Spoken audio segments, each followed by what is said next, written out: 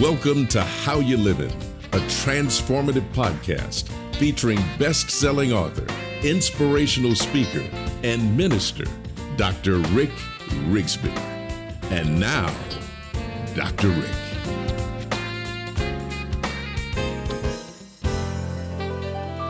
Well, hello, friends. Thank you so much for joining me today. I want to talk to you about something that each one of us has in abundance: opportunities.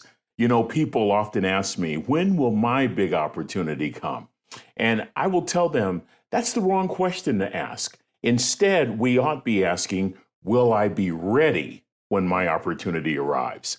You see, every day we have several opportunities, but if we're distracted by looking only for the brilliantly extravagant, we'll miss those opportunities.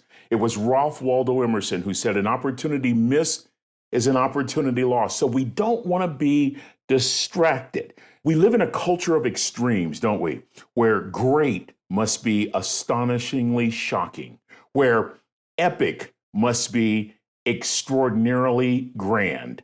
We've become conditioned that transformation cannot possibly occur without ceremonial pomp and buckets of confetti. And as a result, we miss countless opportunities daily to grow, to learn, to be kind, to be nice, to learn a new word, to meet a new person, to engage in conversation with one we don't agree with, or to do something we would have never thought of doing. Friends, here's my view of life regarding opportunities. Every situation and circumstance presents opportunities. Every single one. Issues, problems, difficult conversations.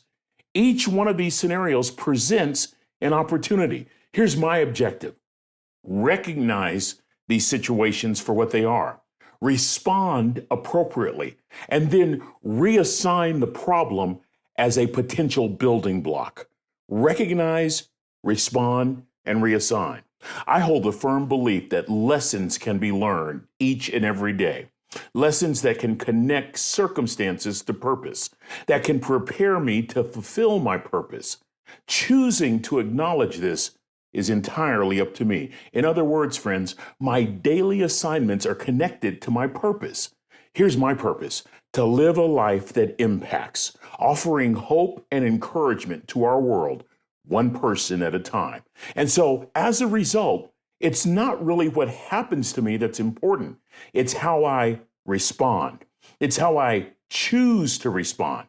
I can make it positive or negative. And so now circumstances become either the scaffolding needed to build and fortify purpose, or mental scraps that produce complaining and criticism. In other words, I view circumstances and situations as potential opportunities. They're often hidden. They're often disguised as problems. Let me give you an example. A couple of years ago, I wrote the book Afraid to Hope: Discovering the Courage to Dream Again. And the book has been well received, but I had some criticism, and that criticism really hurt me. I had a couple of folks say, you know what, Rick, it's a good book, but we just want to remind you, hope is not a strategy. Friends, do you know that as long as I internalize that criticism as a problem, I can't benefit from it? But what if I could seek to discover the beauty in the criticism? In other words, is there something in that criticism that I can glean from that will promote growth? Listen to this. It took a global pandemic, y'all. It took racial strife all over the world and political division in the United States for me to realize that those critics were absolutely correct. Hope is not a strategy. Hope is more powerful than a strategy. A strategy is just a plan, but hope is the expected belief that somehow we're going to make it working together. You know what, friends? Listen to me.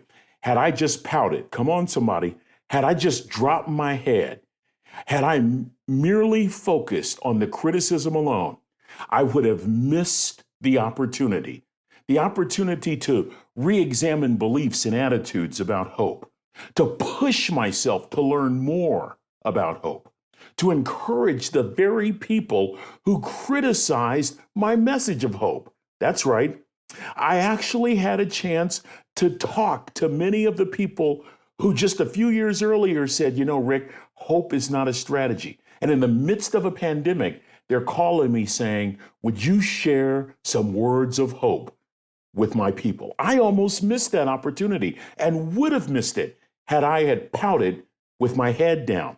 I would have missed the opportunity of a lifetime to write my next book, which I'm working on right now, titled The Power of Hope. All this because I chose to view criticism as scaffolding, an opportunity to grow. That criticism presented this golden opportunity, and that opportunity was hidden in the thicket of a few troubling comments. Oh, baby. Someone once commented that although 1 million people may say you can't, and 10 million people may say no, all you really need is one yes from God. I want to close with the story of the person who said that. This man had a horrific childhood. His childhood was marked by poverty and abuse. He discovered that circumstances were rough, were challenging, and he was really met with some insurmountable obstacles. But guess what else? He discovered that hidden within those circumstances were opportunities. He discovered this by writing letters to himself. Those letters represented an outlet for him to express his innermost hurts and pain and feelings. At one point in this man's life, he wound up homeless, couldn't afford to pay rent, couldn't afford to buy food. All he could do was live out of his car, but he kept writing and he kept dreaming. He finally wrote a play, and using every single penny he had, he rented a theater and staged the play. The only problem was no one showed up. Who would have ever imagined that years later, that same play would sell out during a long run at the famed Fox Theater in Atlanta? That play resulted in a movie that gave life to a character this man created called Medea. That's right. From those humble and troubling beginnings, by culling opportunities from the thicket of trouble, Tyler Perry has become a media mogul. Listen to this. Since those humble beginnings, Tyler Perry has produced 17 feature films, 20 stage plays, 7 television shows, a New York Times best-selling book. As a matter of fact, Tyler Perry is considered one of the greatest cinematic innovators of our time, blending spiritual hope and down-home humor to encourage and to uplift people all over the world. Tyler Perry has been quoted as saying, "My biggest success has not been my work. My biggest success has been getting over the things that tried to destroy me." Oh, by the way, friends, outside the Tyler Perry Studios in Atlanta sits a 1992 blue two-door Geo Metro. The car is a replica of the same vehicle that Tyler Perry once lived in. The Geo Metro, a reminder of where Tyler came from, a symbol of how circumstances and situations can contain opportunities, even opportunities that have the potential to transform lives. Opportunities that have the potential to impact other people. And that Geo Metro, that simple blue car, when people see it, Tyler Perry says, I want them to realize, never, ever, ever allow the difficulty of the moment to cause you to give up on your dreams. By the way, Tyler Perry's favorite quote, in my opinion, is this: although 1 million people may say you can't, and 10 million may say no, all you really need is one yes from God. Friends, opportunities are waiting. They're waiting for us this very day.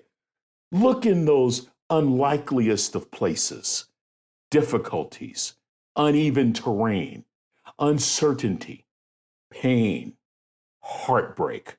And remember, those opportunities are often disguised. They're often wrapped in gift wrap that probably is not very fashionable. They're often gift wrapped in a wrapping paper of trouble. But recognize them, respond to them positively, reassign them in your mind as building blocks for your future. Make a choice to take advantage of every opportunity that comes your way. Remember, friends, scaffolding is necessary to construct your dream and make it a reality. If you don't believe me, just ask the owner of a 1992 blue two-door Geo Metro.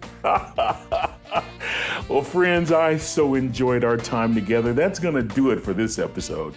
Until we meet again, this is Dr. Rick, asking you the most important question I can ask. How you living? Are you ready to make an impact in your world right now? Do you want to stop existing and start living your best life right now? Dr. Rick wants to give you the first chapter of his best-selling book, Lessons from a Third Grade Dropout, absolutely free. Just go to www.rickrigsby.com/free gift to get the print or audiobook right now. This is thepodcastfactory.com.